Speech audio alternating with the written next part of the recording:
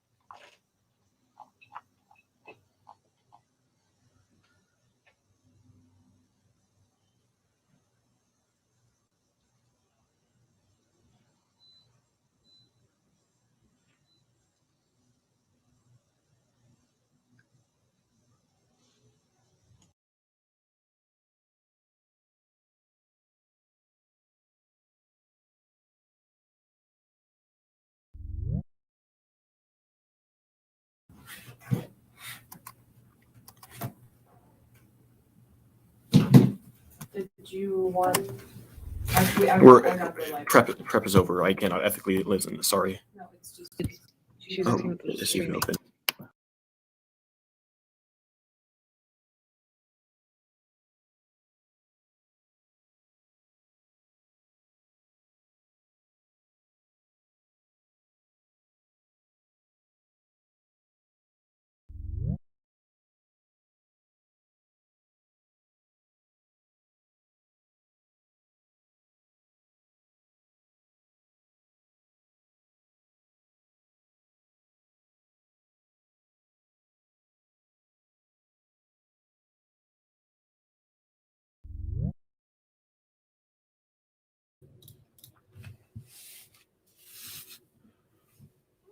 Alrighty. Is everyone here?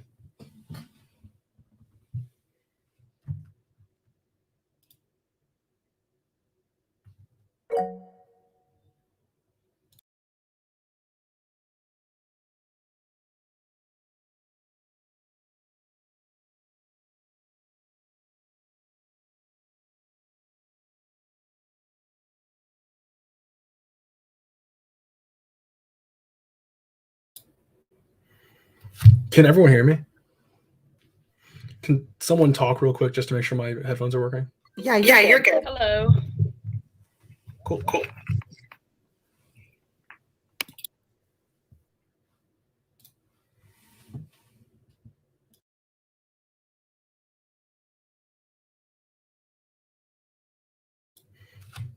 Am I good to get started?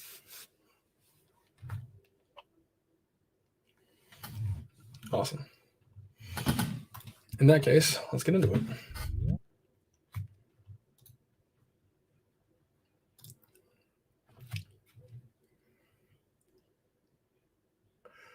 First is the framework. The first argument is the world is fundamentally unknowable and life has value only insofar as we value it. You'll vote F because our performance is preferable. The first argument is that our construction of reality is built on narratives which we know to be false. The reality is fundamentally unknowable. Our senses are incapable of processing basic things like infrared and low frequency sounds. Our memories are altered every time we access them, and the future is fundamentally denied to us by our perception of time. We use convenient narratives to help us navigate the world, but that doesn't mean that they represent reality. It just means that they're functional. The second argument is that the human is not a survivalist animal. It's maximalist. Life alone is insufficient. The only question we should concern ourselves with is meaning to life. The human experience is not just eat, sleep, fuck, die. It's about finding meaning in those things: culture and food, dreams and sleep, love and sex, peace and death, etc. Reducing the calculation of human life to yes, no, alive, dead is a drastic oversimplification of what it means to be alive, to be human. That ignores the fact that each and every one of us will inevitably die. The third argument is that becoming precedes being. The question of what it means to be human is about change. Static conceptions of ontology miss the point entirely. The human experience is only understood through difference and change of perception and condition. There's no higher truth to ontology. We merely happen to exist and hope to explain it. The fourth argument is that the human will inevitably be replaced. Automation is imminent, and many of us will not have a role in that society. Technocratic capitalism has set us on a path in which many humans will have nothing to do and will thus far have nothing of their own. Only resolving our relationship with this can we produce a meaningful orientation of the world. The fifth argument is that you should evaluate the debate as competing performances. The ASA points that obviously plans don't happen in the debate space. The only thing that matters is the endorsement of a particular speech act and the way of engaging with each other in the world. That's the only way to derive meaning from debate. The BISA points that all debate is intrinsically performative. Anything else is not a description of debate as it's played. It's a self-serving grab for your ballot. The CISA points that debate is just competitive speech acts. The performance of those speech acts are the only thing that we really produce. When we think that you should evaluate which one has the most ethical orientation to one and vote for that team. Part two is the links. Capitalism seeks to naturalize a myth of progress and technological inevitability, dooming us to either be replaced by automation or become automatons. The first argument is technocracy. Capitalism is fundamentally, machinic. The claim is that actions that change a single part of the system to function again, and this literally removes the human element from the equation, i.e. the idea that somehow Haiti can be fixed through intervention is a technocratic decision to eliminate the human in favor of a machine which performs the same function without a fail. The second argument is naturalization of progress. Capitalism attempts to embed progress in our mythos, making new technology feel as natural as any living thing, locking us into cycles of consumption and production. So the third argument is scientific rationalism. Debates relies on cause and effect claims, and empirical evidence betrays its conception of the world as a knowable object for study. This data-driven model attempts to quantify human experience. It speaks to the capitalist drive to use big data to control the chaos of human behavior and have perfect automatons. Scientific rational, The fourth argument is duty ethics. The traditional structure of debate is an appeal to a categorical imperative to defend the future. It strips present life of distinction and robs potentiality for bodies by indebting us to a future that isn't guaranteed. That makes present life a stepping stone to a technologically superior dystopia. This is particularly true in the context of a resolution that we have no control over, but still begs for a duty to some other that we can never actually interact with. The fifth argument is trade-offs. Even structural criticism begs the question of what kind of people we ought to be. Liberal politics assert that we ought to be collectivists, moral or identity-focused individuals, which forces us into machinic views of life that all parts must work in tandem for anything to function. In reality, reality. The drive to embed our subjectivity into academic models without theorization and solutions dissolves our ability to interpret the world around us in ways that are meaningful. Thus, the impacts, their myth of the myth of progress and technocratic naivety dooms us to untold suffering and material extinction, which is the biggest impact. The first argument is technocratic capitalism. Ethics strips value to life. Human life cannot be categorized by anything other than the subject. The machinist view robs life of value and locks us into hard determinism that makes us meaningless cogs in a machine, unable to exercise free will, waiting for new technology to either save us or kill us. The second argument is extinction. The myth of progress is unsustainable. Infinite growth is not possible, and a finite world. Climate change will kill us all in life on Earth because of mass ecosystem collapse caused by ocean acidification, coastal flooding, and depleting resources. The third argument is designated suffering. Machinism accepts collateral damage. The progress that the resolution implores has always come at a cost, whether it's mass worker exploitation of broader miners dying by the thousands in Rockefeller operations. Any act of violence or exclusion becomes possible in this logic as long as it advances society. Thus, the advocacy. The advocacy is this wonderful drawing of Haiti giving money to the UN. The UN with the top hat there. It's cute, right? I think so.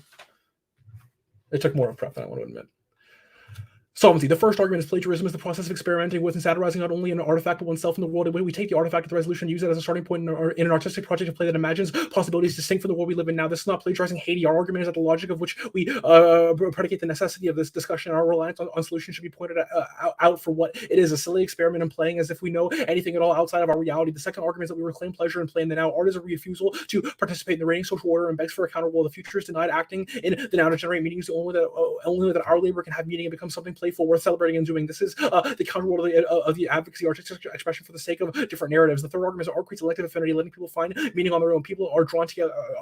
People are drawn together by art, whether it's impressionism, punk, the Harlem Renaissance, or the Globe Theater. Humans elect to join each other in movements built around artistic expression, which project the social order of the world in which they live. There is no impact of our interpretation of the resolution. It doesn't implicate whether or not Haiti is worth aid. It's a question of whether or not we are the best positioned to, or benefited by that thought experiment. The fifth argument is estrangement independently solves. We are an active making the world a world of debate and deliberation feel strange and uncomfortable. It forces us to act out to change our world. We have a better causal relationship with changing systems of power than policy or liberal academia. The art movements of the 60s drawn on the uncomfortability of the drafting of the cookie cutter war narratives and got the draft undone, meaning that we have the internal link to actual advocacy.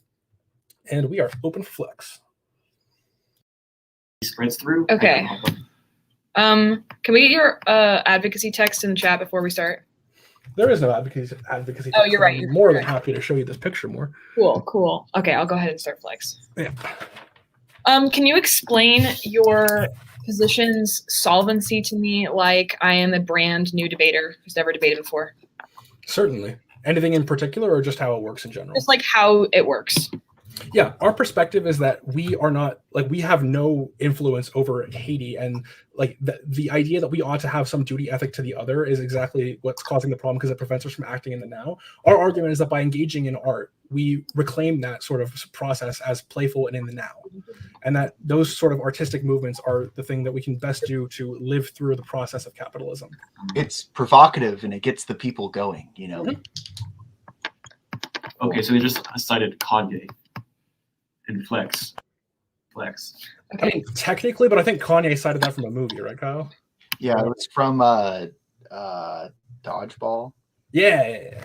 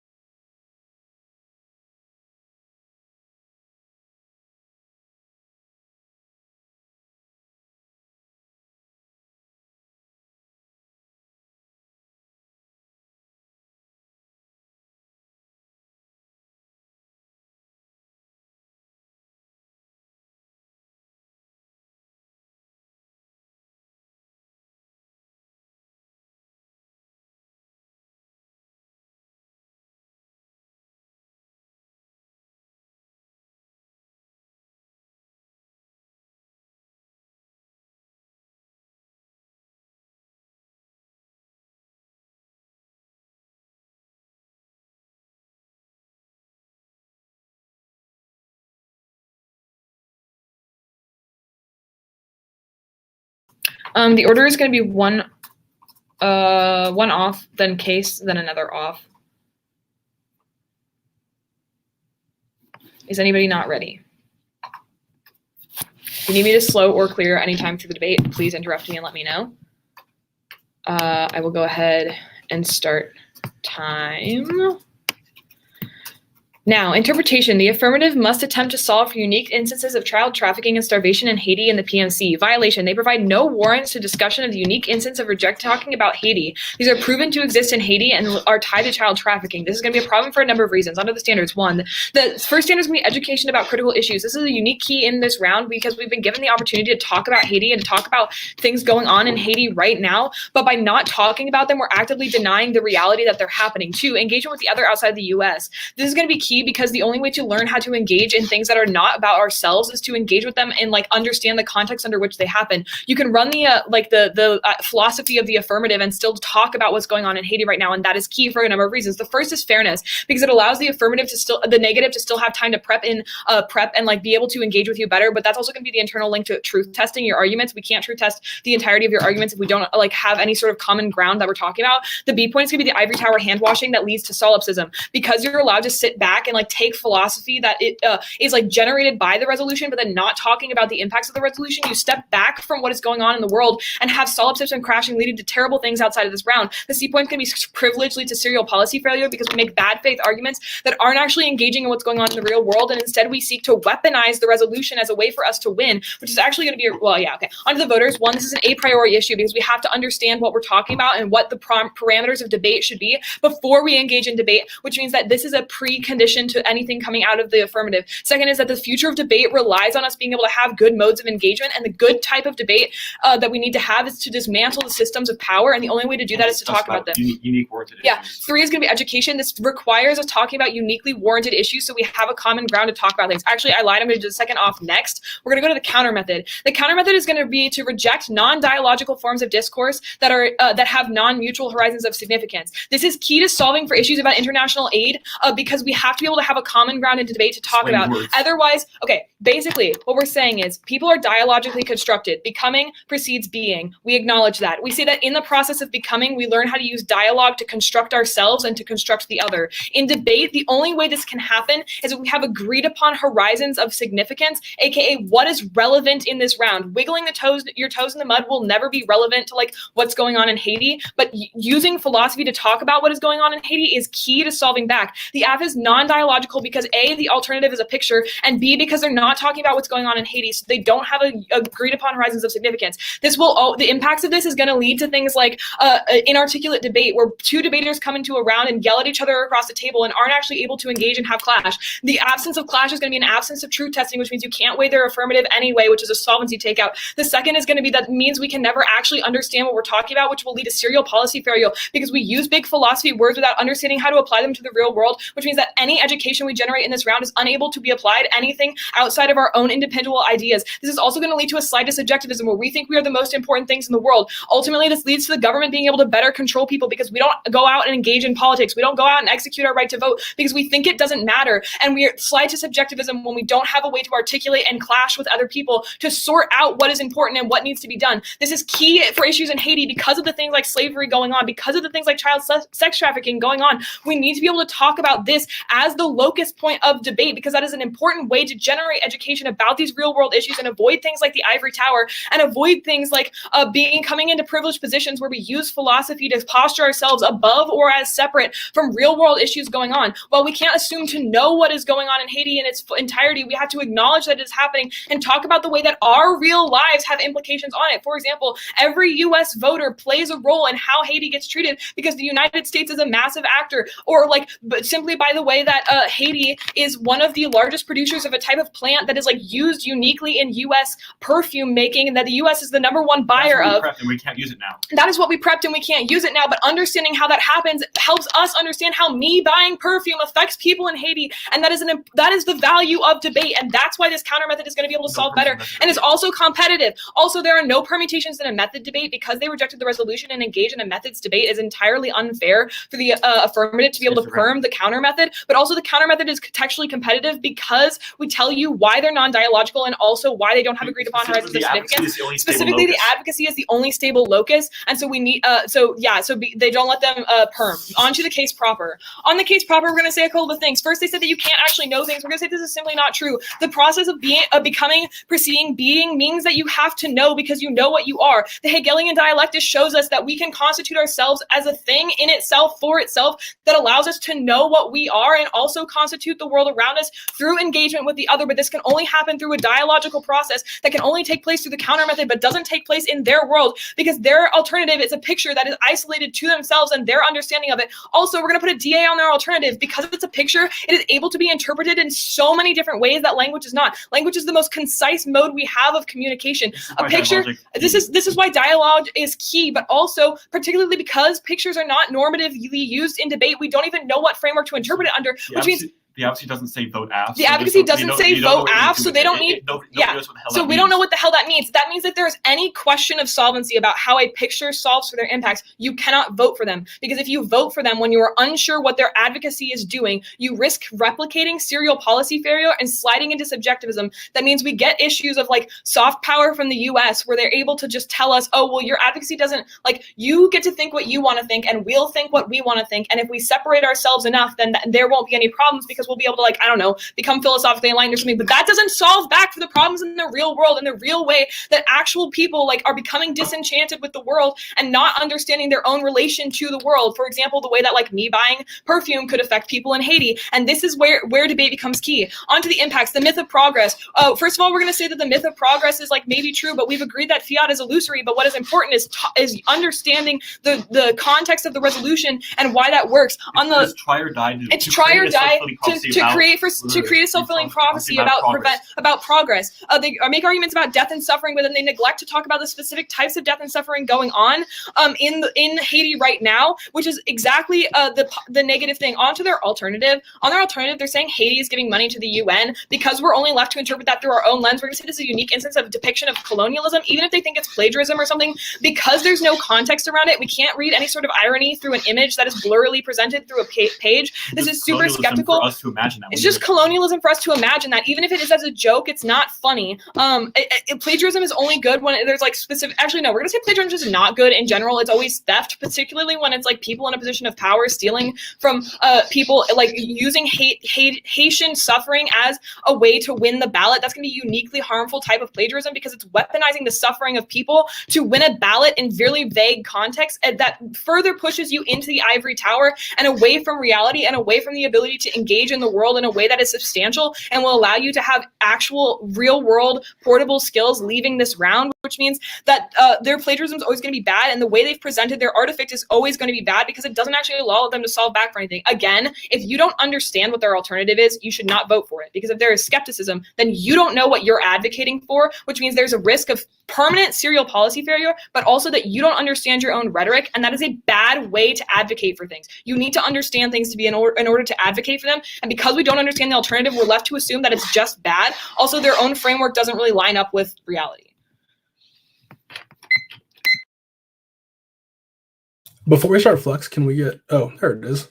Yeah, can we just get the interp and the counter methodology?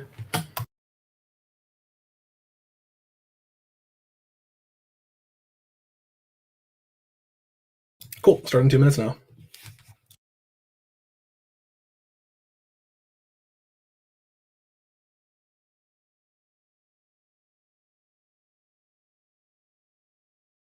Oh, we misworded the alt text specifically. I read it different than it's written, so hold on a second. Yeah, no worries. Just whenever you get the opportunity.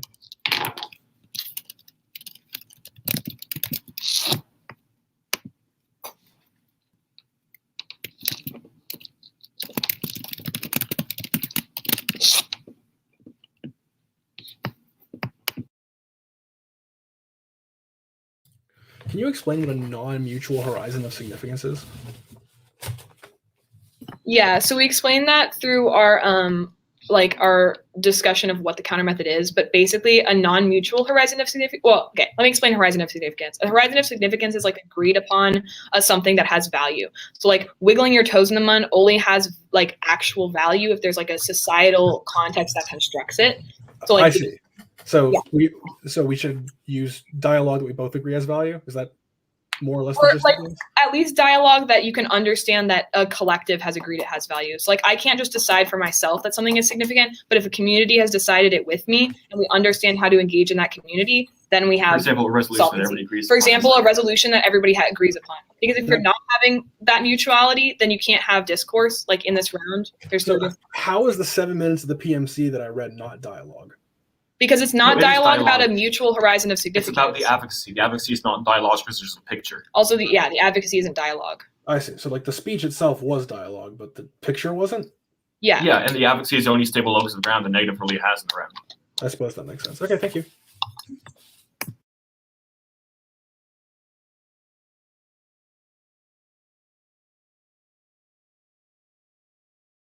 Okay, order is going to be the interp on top, then the counter method sheet, and then it's going to be the affirmative case in the order of the advocacy, the impacts. Oh, sorry. It's going to be the interpretation, the aft, in the order of the advocacy, impacts, I guess upside down, and then the counter method. My bad. All right. Timer set up here. Cool. 8 minutes starting now. First is the counter-interpretation. The AF may leverage offerings from an artistic interpretation of what the resolution mandates. The second point is the we meet. The AF doesn't ignore the topic. Our argument is that the question of whether or not we should do something in response to the resolution relies on whether or not we see the resolution as an experiment or of deliberation or an artifact for interpretation. No real-world discussion is dictated by parameters like solvency and advantages. Rather, we're presented with the resolution and how we interpret it, and we respond to that as we see fit. We meet your interpretation because we leverage offense from the implementation of the affirmative. But our argument is that the resolution denotes more than just a discussion of what would actually happen, rather encompasses what is happening now. Our active artistic expression is an action, and the only action that actually matters. To answer your education on critical issues, the argument here is that capitalism is going to skews this evaluation. This means that the criticism is a prior question. Cap reduces humanity down to a question of survival. The idea that whether we live or die is what makes life worth living, which makes ethics impossible. The same way that you mandate a discussion of what offense we ought to leverage, capitalism mandates a discussion of what resources we ought to preserve and what they ought to do. Second, you cite engagement outside of the U.S., but the answer to this is that this is non-unique and partly. Literally, all we do in this activity is lie, take complex amounts of information and condense them down to oversimplified taglines and make assertions that may or may not be grounded in reality. The affirmative topic is specific because it centers our subjectivity, which is inevitable a starting point for our understanding of the resolution. The alternative is a machinic view of debate that turns this all into policy hacks or liberal talking heads because that's just easier. Then you try to make the argument about fairness as the internal link to truth testing.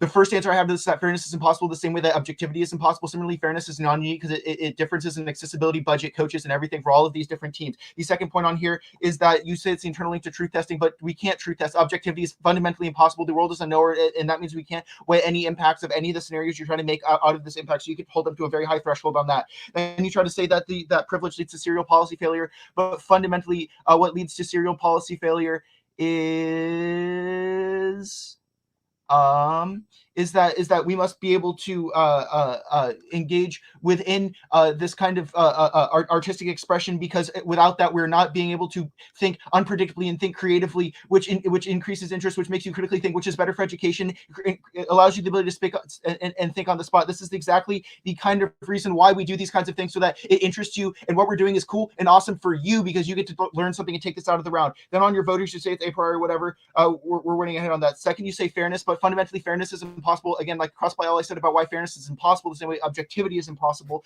But not only that, we're better for fairness because we're allowing you to have the opportunity to think critically on your feet and come up with new ideas that you've never heard before, meaning that this fundamentally better. And through better for education, cross by all the articulation about why fairness is better to education. But on top of that, yes.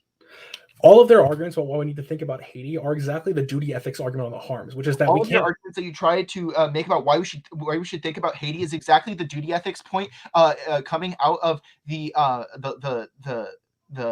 framework, because you are literally telling us that we have as an appeal to an imperative to defend the future, but it strips present life of all the distinction and robs potentiality from every single person in this room. On to the criticism proper. the advantages. First, I'd like to address your disadvantage that you say that the interpretation can be interpreted many different ways, and that language is the most concise way of interpreting things. But then you must have missed the entire solvency point from the entire advocate solvency, because one, extend across the argumentation that plagiarism is the process of experimenting with and satirizing not only the artifact but oneself and the world, and that we are able to take this into a different mindset to take apart the logic that predicates the necessity of the discussion. Again, we're not plagiarizing Haiti, and I think that's the fundamental point that was missed there. And I don't know if language is the most concise way of doing this, then Matt must have missed saying that, but I clearly remember him saying that we're not plagiarizing Haiti. This is a discussion on a reliance of solutions, and it's a silly experiment playing because we don't know anything outside of our immediate front and center of what's going on in our reality. Then you try to make the arguments about how we don't say vote AF. You don't need to vote after the advocacy itself is the acceptance of this is this form of plagiarism, which fundamentally is a better way of understanding the world, and that art creates elective affinity, which is accepting it within yourself to do these to engage in this kind of plagiarism. Yes, they conceded the entire framework point about how it's a question of the performance that you're voting for, not our advocacy. You conceded the entire framework point about why you conceded that's the performance you're voting for, not necessarily the advocacy. Making any of the articulation on that from the negative side fundamentally moot, because you're voting. This debate is competing performances in different performance acts. Our performance act was the showing of the picture of Haiti giving money to the UN as a form of our plagiarism, and to create elective affinity for Matt and I to engage within this space. Then to address your IVI, you say that Haiti giving money is an instance of colonialism. I don't see how that's necessarily true in this scenario. You haven't really impacted it out to anything beyond giving real world portable skills. But then that's to say that art isn't a real world portable skill, and that artistic expression and satirization of various different neoliberal policies like the UN giving money to Haiti, which is arguably a worse instance, and to defend that kind of thing is an arguably worse instance of neocolonialism, because the UN is a multinational body led by the 5 of the largest hegemonic powers. Which means that your IVI just fundamentally does not stand on that point. Then I want to extend across the framework points about why the world is fundamentally unknowable, the human is maximalist, and that becoming precedes being, that the human will be placed, and that you must evaluate, again, this is critical here, that you must evaluate this as competing performances. And extend across the links about why this is technocratic, the naturalization of progress, scientific rationalism, fundamentally, and critical here is the duty ethics, which they fundamentally try to pin us to on both their counter method and their T-shell, but they are trying to force that duty ethics on us, meaning that their arguments fundamentally link back into the criticism, and then the trade-offs about why the structural criticisms beg what kind of people we ought to be, and then extend across the impacts that technocratic capitalism strips value to life, extinction coming in the face of capitalist machinic movements, and then that it designates suffering to those who do not fit in. Onto the counter method. Here's our counter method. It's a sad face in a box. The first point I want to make on the counter method is because you say that this is key to solving international aid. But again, I want to cross-apply the articulation that I made from the theory sheet about why this is duty ethics. You are fundamentally placing duty ethics upon us to act in a certain way, which leads to the exact kind of impacts that we're framing in the first place about why duty ethics fundamentally in technocratic capitalism fundamentally strip value to life and not allow us to create effective affinity within ourselves to then engage within our own consciousness. And you say that the alt is a picture and that not Haiti, and it's inarticulate in debate. We were clearly able to articulate the picture. You were able to describe the picture right back to us. Clearly, it was articulable to you, and so it was articulatable to us. And it doesn't even matter because it's our performance, and we're debating it as performing speech acts. The PMC itself is a performative speech act, meaning that it doesn't matter what the advocacy is, but rather the picture creates elective affinity for us. Then you try to say that the big philosophy without any applications out of round is fundamental, is somehow self-centered, and it leads to nihilism. That is just fundamentally the opposite of what we're trying to do here. We're not using any sort of big philosophy questions. We're literally saying that creating art allows you to create elective affinity within yourself that can create value to life. Your framework and your counter method fundamentally strips value to life from people because they're not able to engage in the framework that most makes sense to them, and pictures make the most sense for us. Then you try to say that there's no perm in the method debate, whatever. We're not trying to perm anything. You're trying to say you should just chill out with the perm. But then you say that the advocacy is the only stable locus. Great. The advocacy is the advocacy isn't the only stable locus. The PMC as a speech act is the stable locus for this round. You could have argued anything against the speech act, or you could have done one yourself.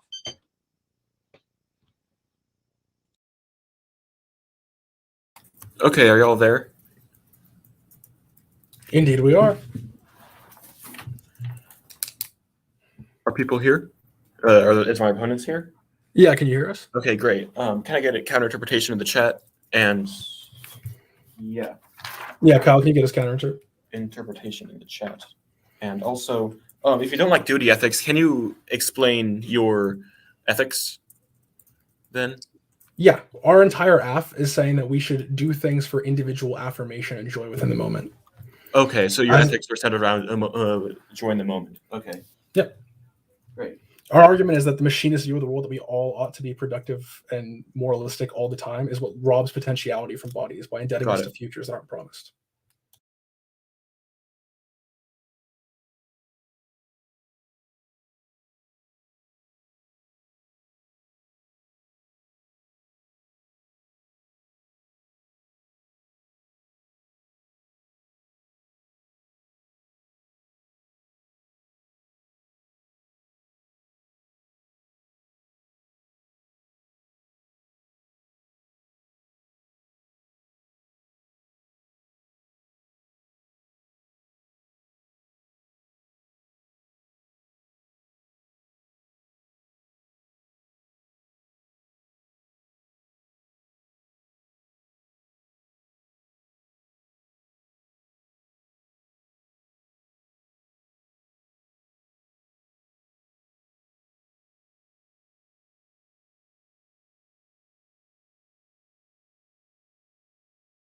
Okay, the order of my speech is going to be a short overview. You probably don't need to flow it. And then the T sheet, and then the counter method and the affirmative. Counter method first, counter method next after that. Okay. I need to give a speech, Ilsa. Order is going to be, yeah, I already said what it was going to be. Is anybody not ready? Okay. Overview of this round is that they read just normal, their normal pre-written blocks into this interpretation without understanding its nuance. That's going to damn them on an a priori level of debate that is going to win us the round. After I'm going to explain that in excruciating detail really slowly, and then after spending 6 minutes on that, I'm going to go and save my butt on the rest of the debate. Let's go to the T interpretation first. You can extend across our interpretation that the YAF must attempt to solve for unique instances of child trafficking and starvation in Haiti, the PMC. Our violation still stands because they provide no warrants or discussion of the unique instances and reject talking about Haiti. These are proven to exist in Haiti and tied to child trafficking, i.e., well, the argument that we're saying is that right now, UN aid to Haiti is currently tied to instances of child trafficking and starvation. Because the UN aid plays into power politics where they give food to some people and not food to other people. That's what's going on in Haiti right now. They do not bring that up in their PMC, and they do not try to solve unique instances of it in the PMC, which means that they violate our shell. So that means that we meet about using the resolution as an article of deliberation is not a we meet because it's a normal we meet for a normal T sheet, but this is not a normal T sheet. This is a procedural sheet about having to talk about how the specific type of evidence used in the PMC, which they simply do not use. So that means that their we meet does not function. Going on to their counter interpretation. Their counter interpretation is not competitive, which means that it doesn't meet the competing interpretations voter of the so you can flow that across from the LOC because they say leverage offense from an artistic interpretation of what the resolution mandates. Yeah, you can totally do that. All you have to do, and the TVA that we say, is you just have to talk about child trafficking and starvation currently going on in Haiti, and they do not. So it's entirely possible for them to have done that and do whatever the heck their picture is, but they simply chose not to. And that choosing not to is embedded in this sort of American privilege where we just are stuck in our solipsistic old selves, and that leads to our standards. Let's go on to the standard debate. The first one about education about key issue. They say capitalism skews evaluation, and this idea of what it means to live or die. You can gut check this at the point in which it doesn't skew evaluation about the key issue of starvation and the things going on in Haiti. And the main claim of capitalism skews evaluation was a tagline without a warrant. They didn't even extend the capitalism part of their shelf in the PMC, which means, and they didn't cross-apply, which means you should be very skeptical of that claim. The next thing that they say is that so yeah, the next argument is going to be that it's pretty clear that they agree that communication works to talk about things, and because there's just media and articles about this thing happening in the real world, we as individuals are able to talk about it via dialogical instruction, have discourse about it, and through that dialogue, learn about it, and then therefore change our subjectivity to come out of this round, and then go out and change the rest of our lives to understand child trafficking in Haiti. But they do not do that. So therefore, that education as a key issue is lost in this round.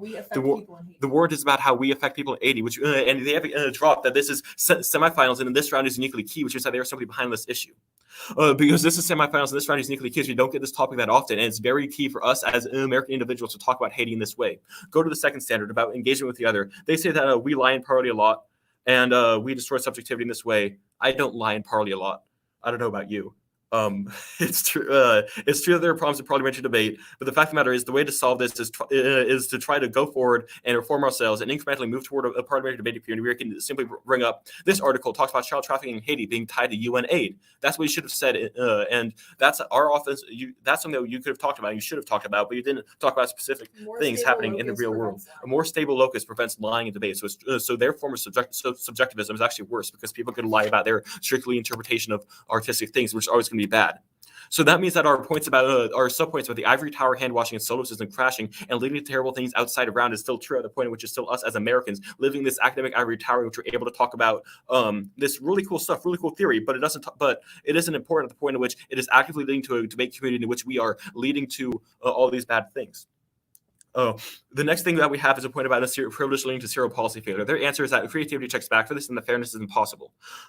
But the fact of the matter is that their argument doesn't answer the standard of personal privilege, or like skewing things in around us having to check back that via procedural sheets, because they say creativity checks back, but creativity is always going to be bounded by the ways of thinking that we have and our way of being in the world, which is always changed by things like our privilege. Also, it leads to fragmentation, which are always going to be really bad.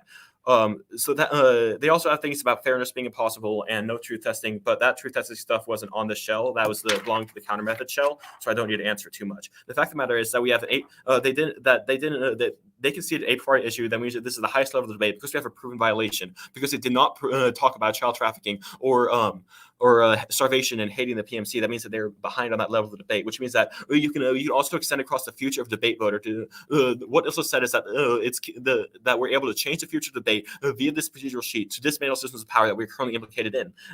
They didn't answer this at all, which means that it's a prior die for the procedural sheet as a way to create a new model of debate in which we're able to use debate and systems of things. Duty ethics is good. Everybody has an ethical Yep. obligation. Their answer to this is about duty ethics being bad, and it comes out of the PMC. The fact of the matter is that their ethics, as specified in cross-ex, are about joy and enjoying the moment, but that isn't an ethic. That's a personal belief. We're going to say that normative ethics are good. We don't know what duty ethics particularly is. I don't know your lit base. We're going to say that some form of ethics are good. We probably aren't the worst excesses of duty ethics, but we do believe that people have duty to help other people and to try to change themselves to help other people. You have a duty not to hurt other people, and their rhetoric is specifically harmful. So that means that we aren't stripping present life of meaning. We're actually putting present life into meaning by saying that we should orient our present life towards the community, and that is a good thing. Because otherwise, it leads to capitalist individual exploitation, and that's key because of the framework things that we have. Which means that you can also extend across competing interpretations as a way to evaluate the sheet, and we are simply ahead at every level of the debate because they don't have counter standards on their stuff either. They didn't read a counter voter. We are ahead about education, prior to change the future of debate. As I promised, I'm going to go on to the rest of the debate now for the next 2 minutes of my speech. Go on to the top of the F. Framework. They extend across the world as unknowable. That was simply a tagline in the MG, even though it was thoroughly explained in the PMC. You should evaluate the tagline only. The fact of the matter is that Ilsa's stuff about Hegel, I'm glad that she's in the Hegel class and not me. I'm not going to read that stuff. I'm glad that she's in the Hegel class where it talks about knowing about being in the world is able to construct something where we have one thing to build off and then axiomatically build more philosophy. Because you can know, you can be in yourself for because you can be in yourself for yourself. Good God. Anyways, on to the rest of the stuff. You can extend across that. Yes. So being overcoming, we agree with all of that. On the impact level of what they're going to go for, we're going to say that on the myth of progress, they have conceded the articulation coming to the LOC that it is triad to try to create a myth, even though the current myth of progress is bad, it's triad to create a self-fulfilling prophecy of progress in which we in the debate community can change ourselves towards the future. And they simply did not talk about that. That's their only way to solve for the real world, and they're behind the level of that. Go on to the alternative now. The alternative is bad recovery rates. We have conceded offense. We first of all, we have the thing about the uniform colonialism, where it's us being privileged to choose not to talk about starvation and instead make a funny picture. That form is unique colonialism, where it's plagiarism, and it's really bad when it's punching downwards, i.e., when it's people in place of power practicing plagiarism. It's always going to be bad. They said it was an IVI. I want to clear that up. This is simply offense. It's not an IVI because we don't have a voter attachment. It's simply offense and sort of weaponizing people's suffering so to outweigh anything that you have, because it means they're being instrumentalized in the very systems you're trying to critique. Anything else there, Ilsa? That their alternative is unclear how it solves. The alternative is unclear how it solves. You don't. It doesn't even say vote app. It says, but like they say, okay, vote. They say we don't need to vote app. We don't. I don't know what's going on there. Anyways, willing your toes in the mud is not significant. Going on to the counter method. you can extend across the harms from it in terms of how it leads to a slide subjectivism and the affirmative leads to less just ability to generate clashes out of the debate space, which is always going to be damning for our ability to generate discourse and talk about things that are affecting people right now. The warning that they also gave about American perfume buyers oppressing Haiti is really important. How we can discuss those things. Their argument, So if they can't explain whether scribbled art makes sense, then it doesn't matter. Don't vote on the counter method. It'd be silly. It's an MG argument.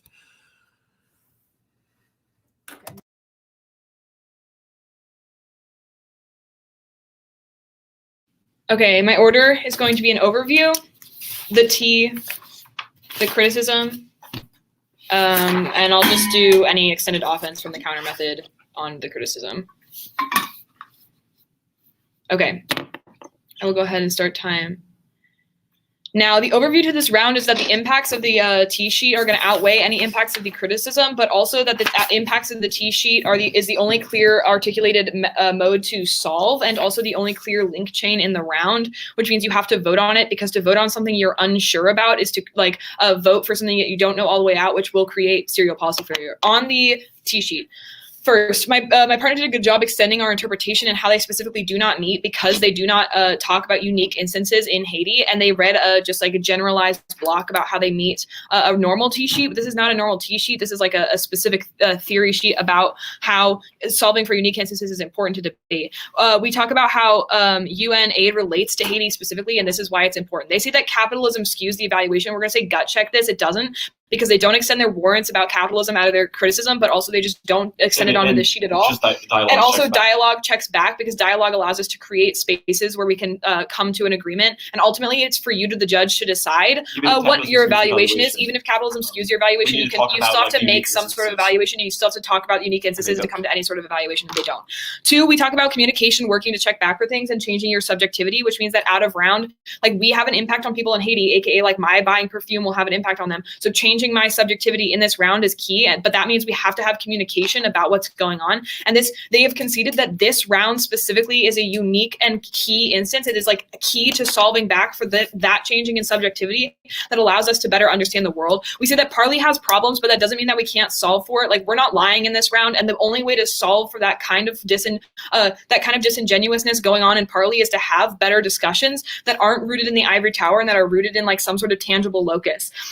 We also say that they're ivory tower and hand washing. They don't really give a clear response to this, but we articulate that this will lead to serial policy failure, personal privilege, and fragmentation, because they're saying art is what works best for us. They get the privilege to talk about art instead of talking about the actual suffering going on in the world, and they get to literally fragment away from us in a way that we can't reach out and engage with them properly in a way that generates education, or because they're residing inside the ivory tower, the voters just go cold conceded. They concede the competing interps, and because they don't have a competing interp, you're voting for us. But 2, where they're competing interps just that they get to do what they want, and the competing interp is not competitive, which means you're voting for our interpretation because their interpretation is not competitive with ours. Second, we say that duty ethics are good. Like, you have to have an ethic to something. Otherwise, like, people could just go be fascist, and if you don't have a duty to anything, then like, why wouldn't you? Which we're gonna say that duty ethics is good sometimes, but also they've conceded the proven violation and the TVA. There's nothing lost in their criticism by them talking about Haiti. Nothing is lost in their criticism by them talking about Haiti. They could have done it. They should have done it. It would have made this debate better. That is what you're voting on. Preemptive duty ethics. Preemptive duty ethics. They're going to say strip present life of meaning. But they're going to say we strip present life of meaning, but we're talking about what's going on right now. We're making more meaning in this round. Again, they would have lost nothing in their criticism. We would have gained something in their criticism if they had just talked about Haiti, which is why you're voting on it. But onto their criticism proper.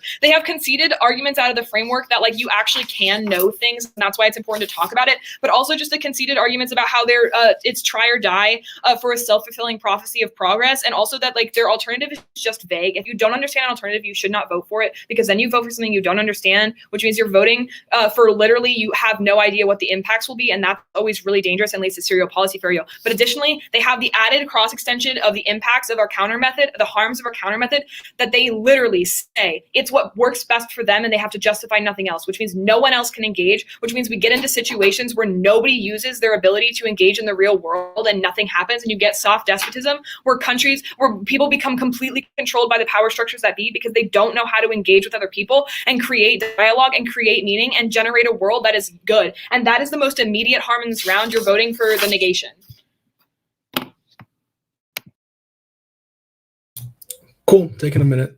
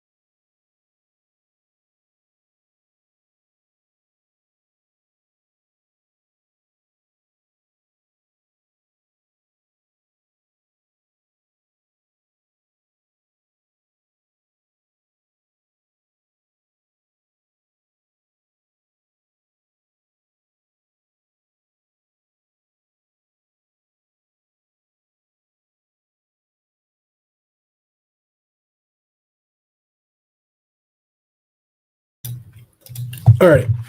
Order is going to be the AF with an overview on top.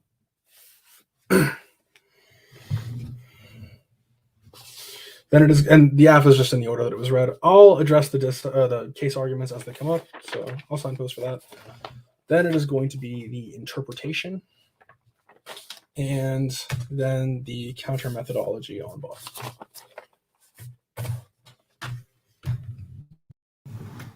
Everyone good? Cool.